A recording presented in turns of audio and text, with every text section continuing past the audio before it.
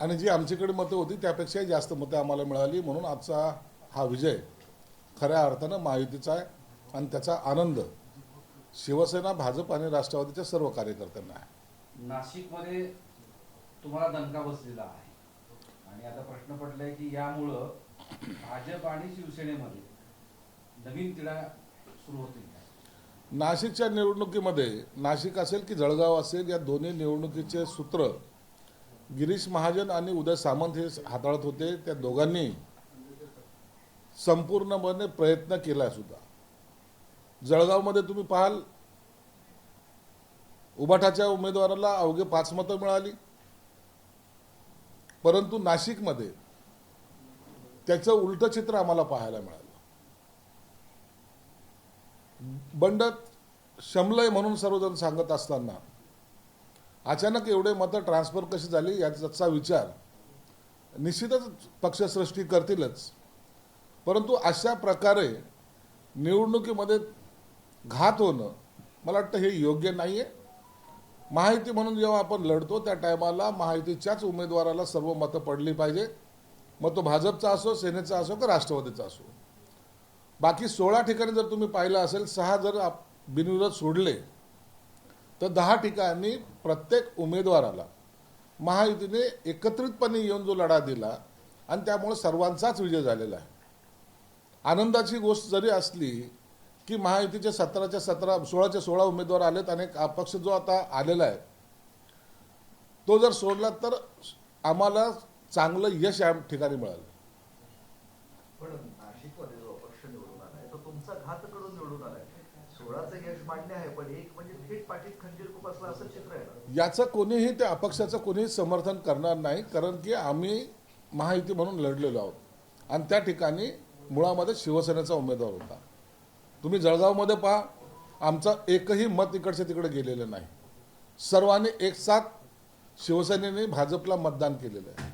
म्हणून आम्ही कधीही जेव्हा युती धर्म पाळायचा असतो त्या टायमाला मजबूतीने तो पाळत असतो, हे आपल्याला पाहायला सर्वीकडे मिळेल. परंतु ही नाशिकची घटना ही खऱ्या अर्थानं थोडं या महायुतीला थोडं विघ्न आणण्यासारखी घटना जरूर आहे. या संदर्भामध्ये एकनाथ शिंदे साहेबांकडे हे सर्व रिपोर्ट गेलेले आहेत आणि शिंदे साहेब यावर निर्णय सुद्धा घेतील. भाजपने युती धर्म पाळला नाही. आता उघड पण दिसते, काही मतं इकडचे इव्हन तो काही जे आकडे जे पाहतायत तर त्याच्यामध्ये पक्षाचे सुद्धा काही मतं इकडचे तिकडे गेल्याचे दिसतंय. म्हणून आता याचा निर्णय आता एकनाथ शिंदे साहेब आणि देवेंद्र फडणवीस साहेब घेतील. संजय राऊत असं म्हणतायत की आम्ही आमचे सगळे म्हणजे नाशिकमध्ये भाजपला दिली, तुमचा पराभव करायला. म्हणजे संजय राऊतने आम्हाला मतदान केलं हे जर तो मान्य करत असेल तर ते विकाऊ आहेत हे स्पष्ट झालेलं आहे. ज्या नाकाने ज्या याच्याने बोलत होते, म्हणजे काही झालं तर आम्ही मतदान काय तर भाजपला दिलं यासाठी दिलंय किंवा त्या अपक्षाला यासाठी दिलंय की आम्हाला शिवसेनेला धक्का द्यायचा होता. तुम्ही बाजारू आहात, बाजारात बसलेले आहात आणि तुम्ही विकले जाणार आहात हे सर्वांना माहिती आहे. तिकडे अधिवेशन सुरू झालंय, विरोधक पायऱ्यावर बसून आहेत आणि ते कर्जमाफी करा अशी मागणी करतायत आणि त्यामुळं तिथेही आंदोलन सुरू झालं.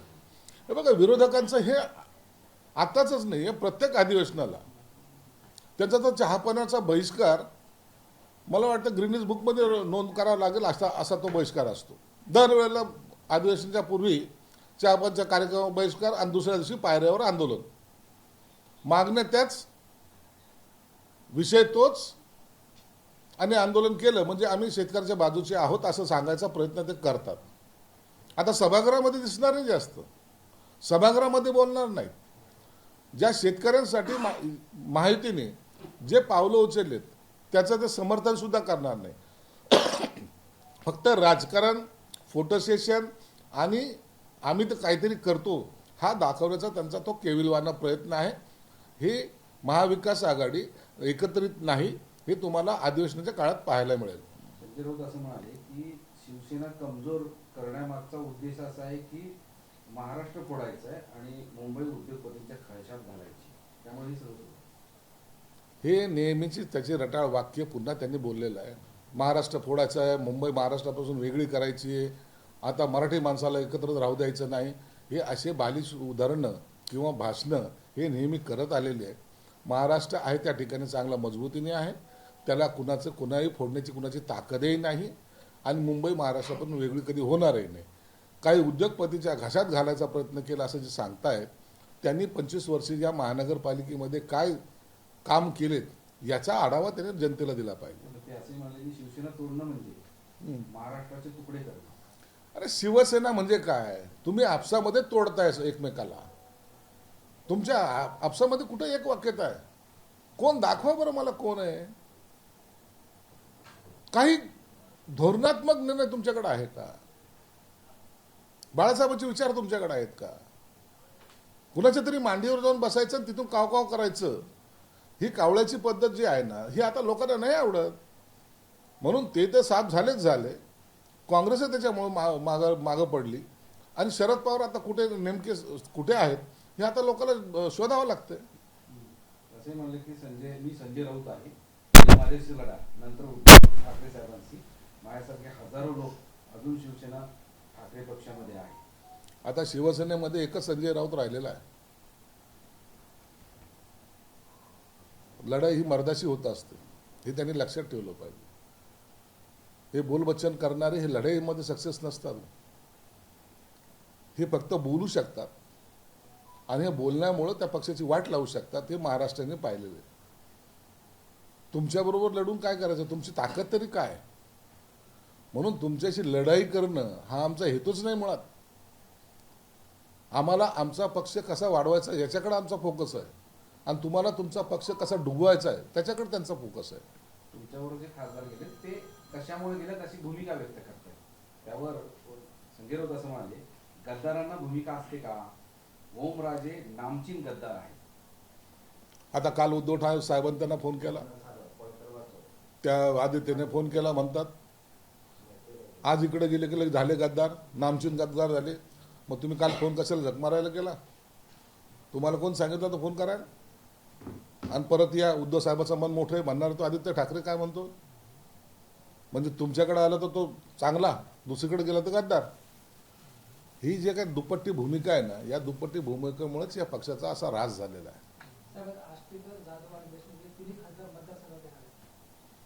आता यांनी सांगितलं ना, तर मतदारसंघामध्ये फिरून दाखवा, आम्ही गाड्या तो जाळून टाकू, घर पेटून टाकू, माणसं जाळून टाकू. आता पाहू ना कोण कसं कुणाला जाळतंय. यांच्या ज्या वल्गना आहेत त्या वल्गनाचं हे उत्तर आहे की खासदार स्वतः त्यांच्या मतदारसंघामध्ये जात आहेत, लोकांशी संवाद साधतायत, मतदाराला आपली भूमिका समजून सांगतायत, आमचे जाण्यामागचं कारण काय ते सांगतायत. हे याला लोकशाही म्हणतात. आता आम्ही काही धोपटून काढू, काहीतरी काय आणखी वाक्य वापरतात, त्याचा परिणाम आपल्याला पाहायला मिळेल ना. म्हणून खासदार मुद्दाम त्यांच्या मतदारसंघात गेलेत, जनतेशी संवाद साधतील आणि आपली भूमिका त्यांना पटवून देतील. हे धमकी नाही हो, यांची धमकी यांच्याकडे आहे. कोण धमकी देणार? आता पाहू ना, आता घोडा मैदान समोर आहे ना. आता गेलेत सगळे खासदार. आता ओमराजे निंबाळकरचे काल तुम्ही पाहिले असेल ना, पब्लिकली त्यांनी मिटिंग घेतली ना. का कोणी उठून बोललं नाही? जनतेच्या मनामध्ये जे आहे ते काम ओमराजेंनी केलेलं आहे. म्हणून काल तेवढ्या ओपन याच्यामध्ये सुद्धा त्याला पूर्ण पाठिंबा जनतेने दिला आहे. ठाकरे आज बैठक घेत आहेत विधान परिषद आमदार आणि विधानसभेच्या आमदारांसोबत. ठाकरेंनी विधान परिषदेमध्ये यावं, बसावं, कामकाजात सहभागी व्हावं. शेतकऱ्यांचं हे एवढं कष्ट म्हणजे त्यांच्यावर हे आले, संकट आलेले, त्याच्यावर बोलावं सभागृहामध्ये. कसल्या बैठकी घेतात? 4 लोकांना घेऊन बैठक घेऊन काय करणार आहात तुम्ही? सभागृहात येतील 1 दिवस पूर्ण अधिवेशनाच्या काळामध्ये, अर्ध्या तासाची प्रेस घेतील, झालं अधिवेशन. हे अशा पद्धतीने थोडी कामकाज होत असतं. मराठवाड्यात पण आता येत आहेत 3 दिवस मराठवाड्यात, जे खासदार गेले त्यांच्या मतदारसंघात. मग काय करणार आहे मतदारसंघात जाऊन? काल त्या मुंबईमध्ये, दक्षिण मुंबई जवळ आहे, घरातून निघलं तर 20 मिनिटात पोहोचतं, म्हणून तिथे एक सभा घेतली त्यांनी. किती लोक होते सभेला? काय बोलले? यांना आता फक्त आपलं अस्तित्व दाखवण्यासाठी ही धडपड करावी लागणार आहे. एक चक्कर मारतील, सकाळी एकीकडे सभा, दुपारी एकीकडे आणि संध्याकाळी एकीकडे सभा, चालले घरी. म्हणून आता पक्षाची जी काही दुरावस्था झालेली, पिछाड झालेली, ही पोकळी ते भरून काढू शकणार नाहीत. ठाकरे शिवसेनेतील अंतर्गत भास्कर जाधव यांच्या विरोधात मिलिंद नार्वेकर यांनी ट्विट केले आणि फ्रस्ट्रेशन असेल. भास्कर जाधव असेल का मिलिंद नार्वेकर असेल का तो संजय राऊत असेल का आणखीन त्यांचे 1-2 जण असतील, हे सगळेजण एकमेकाच्या विरोधात आहे आणि सगळ्याला आपली आपली भूमिका माहिती आहे. भास्कर जाधवचा काल जो अपमान झाला तो अख्ख्या महाराष्ट्राने पाहिलेला आहे. म्हणून भास्कर जाधव सुद्धा किती काळ तिथं राहतील हे देव जाणे, परंतु भास्कर जाधव हा माणूस सहन करणारा नाही आहे. तो अन्यायाला वाचा फोडणारा आमदार म्हणून त्याच्याकडे पाहिलं जातं आणि मला वाटतं ते अशा गोष्टीला तो सडेतोड उत्तर सुद्धा देईल. नागेश पाटील आष्टीकर यांची शिवसेना पक्षातून हकालपट्टी. घोषणा केली. आता हे 6 खासदार गेलेत, आता हे हकालपट्टीची बातमी देणं किती चुकीचं आहे. आता तुमच्याकडे आहेच कुठं तुम्ही हकालपट्टी कराल. म्हणून हे आता काय चाललंय त्यांचं हे कळायलाच खरं तर मार्ग नाही. ऑपरेशन टायगरची जबाबदारी दिली आणि ती सक्षमपणे पार पाडली. ऑपरेशन टायगर हे एकनाथ शिंदे साहेबांच्या नेतृत्वाखाली राबवलं गेलं. त्यांचे असलेले सहकारी,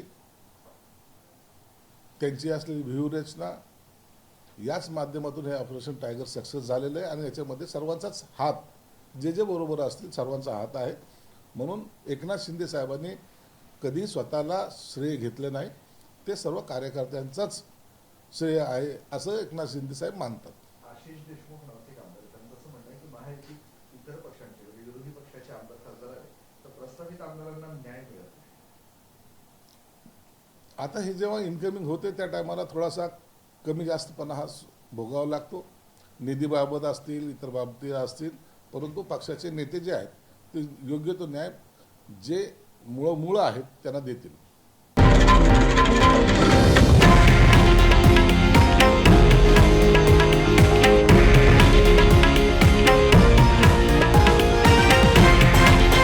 हे आहे देशातील नंबर 1 न्यूज नेटवर्क आणि आपण पाहत आहात TV9 मराठी, एकमेव.